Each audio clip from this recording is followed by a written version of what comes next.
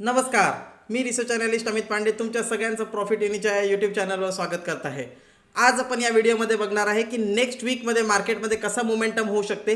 Last वीकमध्ये आपण predict केलं होतं की मार्केट कुठपर्यंत जाईल, तर मार्केट जे आहे ते आता 25,250च्या जवळपास क्लोज झालेला आहे। आणि ऑलरेडी मी हा जो व्हिडिओ बनवला होता निफ्टी ॲट ऑल टाईम हाय, याच्यामध्ये मी म्हटलं होतं की 25,000च्या नंतरचं नेक्स्ट लेवल कोणतं, तर 25,000 क्रॉस केला होता आपण। त्याच्यासाठी या व्हिडिओमध्ये डिस्कस केलं होतं, आपलं टार्गेट हिट झालं होतं 25,000।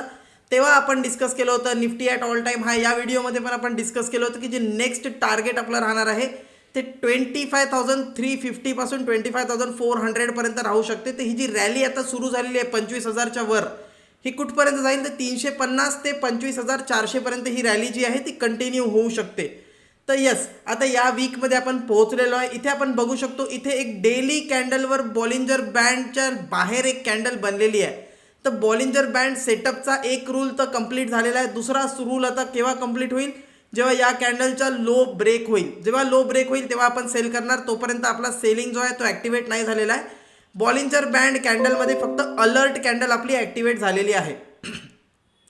तर लेट्स सी आता आपल्याला निफ्टीमध्ये कसं ट्रेड करायचं आहे। निफ्टीमध्ये ट्रेड करताना आपण एक गोष्ट नेहमी लक्षात ठेवायची आहे की या कॅन्डलचा जो लो आहे, जो प्रिव्हियस डेचा लो आहे, तो आपला स्टॉप लॉस राहणार आहे।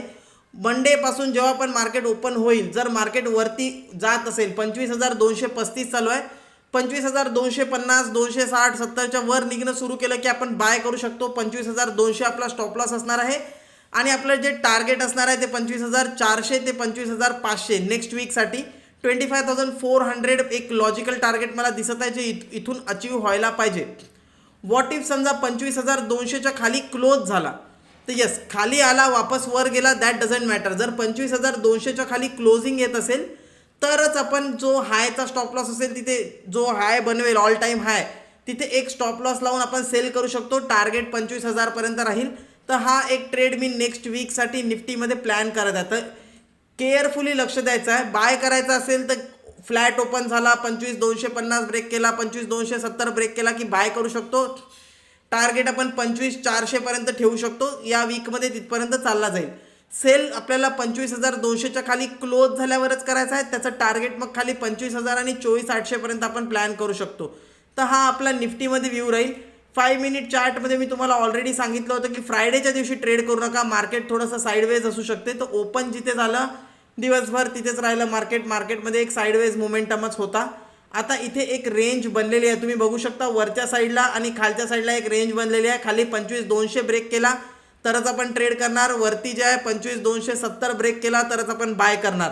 तर ही एक शॉर्ट रेंज आहे निफ्टीमध्ये। या रेंजच्या मदत असेल तर ट्रेड नका करू, आयदर साईड ब्रेक केलं तिथे आपण ट्रेड करू शकतो। Let's move to the Bank Nifty. Bank Nifty बघूया 5 मिनिटामध्ये कसं कुठे ट्रेड करताय। 51,300, तर हा अजून सुद्धा एक जे आपण डिस्कस केलं होतं 51,000 ते 51,400 या रेंजच्या मधातच आहे। तर बँक निफ्टी मल्टिपल टाईमपासून साईडवेज मोमेंटममध्ये ट्रेड होत आहे। तुम्ही बघू शकता की किती दिवस झाले आता याला साईडवेज मोमेंटममध्ये ट्रेड होत आहे। 51,500 जोपर्यंत ब्रेक करणार नाही तोपर्यंत बाय करू नका। 51,500 ब्रेक केला की वरती 52,000 पर्यंतचं जे टार्गेट आहे ते तुम्हाला इझिली मिळून जाईल।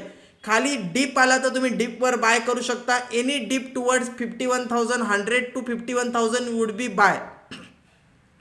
तो कोणताही डिप आला 51,100 पासून 51,000 पर्यंत तर तिथे बाय करा। आणि यस, तुम्हाला वरती 51,500 51,800 पर्यंतचं टार्गेट जे आहे ते नेक्स्ट वीक पर्यंत बघायला मिळू शकते। तर bank Nifty will be buy on dip. 23,637 Fin Nifty थोडासा वरती क्लोज झालेला आहे, फक्त फ्रायडेमध्ये खाली येऊन क्लोज झाला। तर फिन निफ्टीमध्ये सिंपल ठेवूया, जोपर्यंत 23,600 ब्रेक करत नाही सेल करणार नाही। वरती जर आपल्याला बाय करायचं असेल 23,700च्या वर गेल्यावर आपण बाय करू शकतो फिन निफ्टी। टार्गेट जे राहतील वरती, आता आपले 24,000 पर्यंत टार्गेट असायला पाहिजे। तर फिन निफ्टी जे आहे लवकरात लवकर ऑल टाईम हाय वापस टेस्ट करायला जाऊ शकतो। एनी डिप 23,500 पर्यंतचा जर डिप येत असेल किंवा त्याच्या खाली सुद्धा डिप आला तर जो पण डिप येईल तो एक बाईंग अपॉर्च्युनिटीज असणार आहे। सेन्सेक्समध्ये लास्ट वीकमध्ये आपलं 82,000चं टार्गेट जे आहे ते अचीव झालं होतं। आता 82,000च्या वर कम्फर्टेबली ट्रेड करत आहे आणि ऑल टाईम हायवर आहे सेन्सेक्स। तुम्ही बघू शकता सेन्सेक्स आणि निफ्टी ऑल टाईम हायवर आहे।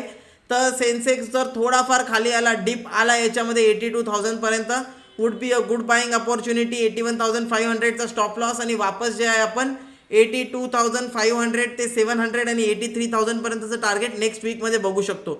आपल्याला सेन्सेक्समध्ये सुद्धा एक बॉलिंजर बँड सेटअप बनलेला आहे. तर यस, क्लोज बिलो 80,000, 82,000च्या खाली जर क्लोज होत असेल तर आपण थोडंसं बिअरिश होऊन जाऊ. ऑल टाईम हायचा स्टॉप लॉस लावून खाली आपल्याला जे टार्गेट आहे ते 81,000 पर्यंत बघायला मिळू शकते. तर या टार्गेटसाठी आपण प्लॅन करू शकतो 81,000 ते 80,900. इफ क्लोज बिलो 82,000, 82,000च्या खाली क्लोज झाला तर आय होप तुम्हाला सगळ्या इंडेक्सेसवरचे व्ह्यूज आवडले असेल. जर व्हिडिओ आवडला असेल तर व्हिडिओला लाईक करा, कमेंटमध्ये मेन्शन करा की तुमचा काय व्ह्यू आहे इंडेक्सवर. नेक्स्ट वीकमध्ये तुम्ही कुठे एक्सपेक्ट करताय, मार्केट वर जाईल की खाली जाईल. आणि येस, या व्हिडिओवर 150पेक्षा जास्तीत जास्त लाईक कंप्लीट करा. जर 150 लाईक्स या व्हिडिओवर कंप्लीट होत असेल तर ऑप्शनचे स्ट्रॅटेजीजवर मी एक 6 व्हिडिओजची सिरीज ऑलरेडी रेकॉर्ड केलेली आहे. ती सिरीज मी इकडे अपलोड करणार आहे. एव्हरी वीक एक व्हिडिओ येईल.